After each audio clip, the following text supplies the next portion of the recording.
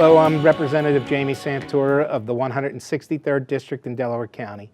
Many residents of our area have approached me about the state budget, where the process stands, and where we go from here. On today's program, I pose the same questions to my guest and good friend, Majority Chairman of the House Appropriations Committee, Bill Adolph. Representative Bill Adolph, welcome. Nice to be here, Jamie. Thank you. Let's just get right into it, Mr. Chairman. You're from Springfield, right next door to my district. You understand that we've got some of the same issues. Can you explain what your role is as chairman of the Appropriations Committee? Okay. I'd be glad to, Jamie. The chairman of the Appropriations Committee tries to put together a budget, okay, on a yearly basis based upon the revenue that comes into the state. The difference between the chairman of the Appropriations Committee and other chairman, it's an elected position, okay? Each caucus elects their own appropriations chairman. Obviously, based upon who's ever in the majority at the time, becomes the majority appropriations chairman. The last 5 years, we have been in the majority, and I am the majority appropriations chairman. And that person and that committee is really charged with putting together the budget. And what I have always made a practice of is having members of our committee represent the entire Commonwealth, okay? Not just one geographical area of the Commonwealth. And we try to put together a budget. My background, I'm a partner in a small accounting firm. Deadlines mean something to me, okay? And we will always try to put together a budget that is responsible to both the taxpayers and to those that receive the funding. And we did that back in June, seems like 5 years ago now, June of 2015. And the governor did something that no other governor that I ever served with, no other governor since, I think, the mid-'50s, vetoed the entire budget. And I know how devastating that was to many hospitals, many county agencies, a lot of nonprofits, parochial schools, et cetera, et cetera. And public schools. Public schools, Jamie, the poor public schools, they didn't know whether they're going to be able to open, okay, because they get most of their funding from the state. So based upon their per capita income, property tax effort, local income tax effort some schools have. So it's really something that was really a big concern. So one of the things you said, and you've been up here for a long while, and you worked with both Democratic and Republican governors, and you've never seen, even in split government, a governor veto the entire budget before. Never. I believe the last governor that did that, Jamie, was Governor Lederer, okay, back in the 1950s. I mean, there's 600 line items. When you put the budget into a line item form, you're talking about 600 line items. Over 400 line items that we put together, we were either equal to or greater than what the governor's budget looked like. Most governors that I've ever dealt with, if he didn't agree with you on 100% of the budget, they would, in June, blue line what they don't like, and you work out and you work on just those line items that you have a disagreement. But all the other state funding goes out. And like I said, over 400 of the 600 line items would have been out. And it would have saved an awful lot of financial woes for a lot of our state agencies. So putting that, we'll call that the past for a minute. Just recently, we passed another bill. I had a bill, 1821, that would have restored $3 billion to education. And what leadership decided was that it would be better to roll all of those individual bills into one bill. And they took 1801, amended it in the Senate, and sent it back to us. Yes. That would solve the problems for our school districts, our hospitals, our human services. Isn't that correct? You're absolutely correct, Jamie. What happened was back in December, the House and the Senate passed House Bill 1460. That was $30.3 billion, a difference of about $500 million of what the governor wanted. $500 million, okay? Our bill would have needed about $300 million in new revenue.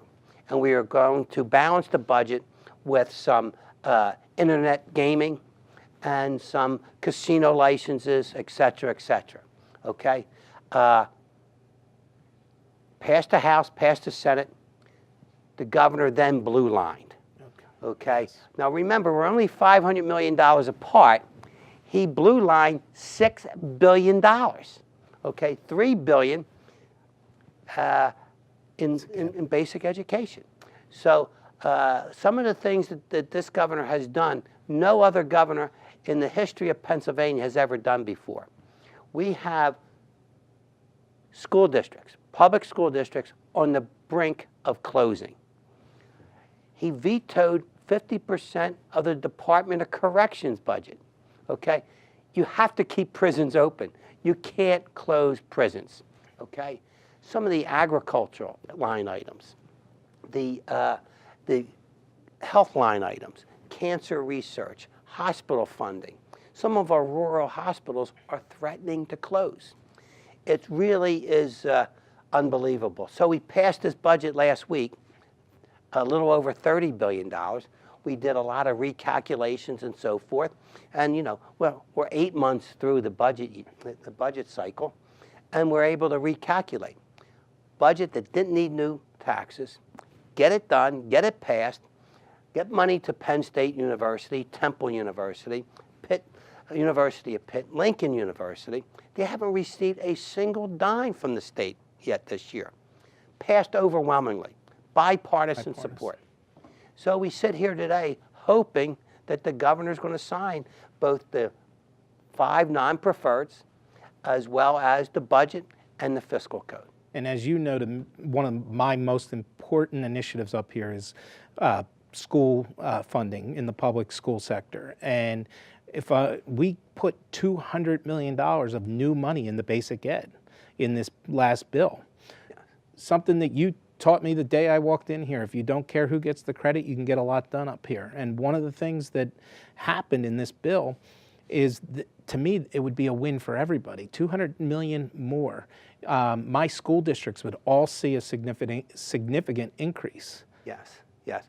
I mean, at the last negotiations, we added another $50 million. So altogether, in basic ed, you include the block grant money, that's $250 million increase for our public schools. That's exactly halfway of what the governor wanted. And we're going to do it without a tax increase, okay? And this late in the year, the only way you can balance the governor's budget, you'd have to do a retroactive increase in the personal income tax and sales tax, and that's just impossible. Not going to happen. You know, Jamie, you've been a champion of trying to get money back to your school districts, like many other legislators are doing. But you know, we have equal branches of government. We can pass budgets, we can balance budgets, but the governor has to sign them. Representative Adolph, one of the things I keep hearing is leverage, leverage, leverage. And we should be well beyond the point of worrying about leverage for 2015-16. We've got to get these funds out to all these agencies and all these different groups. And I'm get calls from my school districts, all 3 of them, out of concern about what's going on. I get calls from the different human service agencies, the Melmarks of the world, who do such phenomenal work with our intellectually disabled population. They just can't afford this anymore. Is there anything more we can do than just keep pushing to try to have the governor? Well, I'll tell you what. The only other suggestion I would is have your constituents, okay, call the governor, email the governor, write the governor, tell them what financial hardships they're going through. And we will continue. The day he signs that budget, we will immediately start negotiating the following year's budget. And hopefully, I got my fingers crossed that the governor's going to sign this budget. He should sign the budget. We passed it with bipartisan support. So hopefully that's what we should do. Well, where do you think we go from here on the budget? We're working on 2016-17 at this point. Okay. Jamie, if the governor vetoes this budget that we just put on his desk, it is my opinion that the legislature will come back in session and we will try to override his veto. And as you know, in order to override a veto, you need 66% of the House, which is somewhere between 134 to 136, depending on how many elected representatives you have at the time. And you need about 4 to 5 extra state senators in order to get the vote. Now, will that happen? I think so. And I say that because we had 128 votes in the House. Okay, we only needed 4 more for an override. And the Penn State, the Temple, the university, we had 145 votes. So these universities need the money. I think it would be a mistake for the governor to force an override. But that's where we would go if the governor does veto this.